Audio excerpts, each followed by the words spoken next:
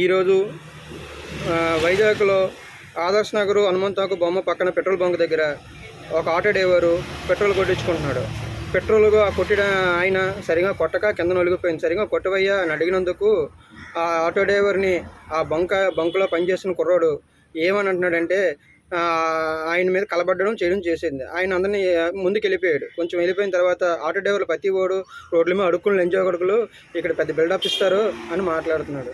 తోటి డ్రైవర్లు ఉన్నారు కానీ ఎవరూ ఏం అడగలేదు. నేను అడిగాను గట్టిగా, ఎందుకు పోయి అలా తిడుతున్నావు, తప్పు కదా, అది అడుక్కోవట్లేదు, మేము మా కాలు మేము కష్టపడుతున్నాం, తప్పుగా మాట్లాడకు, అది మంచి పద్ధతి కాదు, నువ్వు అక్కడ దగ్గర పని చేస్తున్నాడు అని అడిగాను. కానీ మిగతా ఆటో డ్రైవర్లు ఎవరూ స్పందించలేదు. కానీ నాకు బాధ అనిపించింది. లోపల కస్టమర్లు ఉన్నారు కాబట్టి నేను వెళ్ళిపోయాను. ఇలాగ ఆటో డ్రైవర్లు తిట్టడం ఎంతవరకు కరెక్ట్? మనం దొంగతనం చేస్తున్నామా? మనం కష్టపడి పని చేస్తున్నాం, కష్టపడి ఎవరైనా కస్టమర్లు గమ్యస్థానాలు చేరుస్తున్నాం. మనం దొంగతనం చేస్తే ఎవరితోనో మాటకేయాలి. ఒక డ్రైవర్ని తిట్టేటప్పుడు అందరూ అడగాలి. ఈరోజు ఆయనకు వచ్చిన కష్టం ఎవరికైనా రావచ్చు. ఆయన ఏం తప్పుగా మాట్లాడలేదు. కిందన పడిపోతుంది పెట్రోలు, డీజిల్, కొంచెం జాగ్రత్తగా కొట్టవయ్యా, కొంచెం ఉంటాను అడిగినందుకు ఆడు దొంగనా కూడా ఇది రోడ్డు మీద అడుక్కున్న ఎదవలు, రోడ్డు మీద అడుక్కున్న వాళ్ళు ఇలాగలాగా మాట్లాడుతున్నాడు. ఇది ఎంతవరకు కరెక్ట్?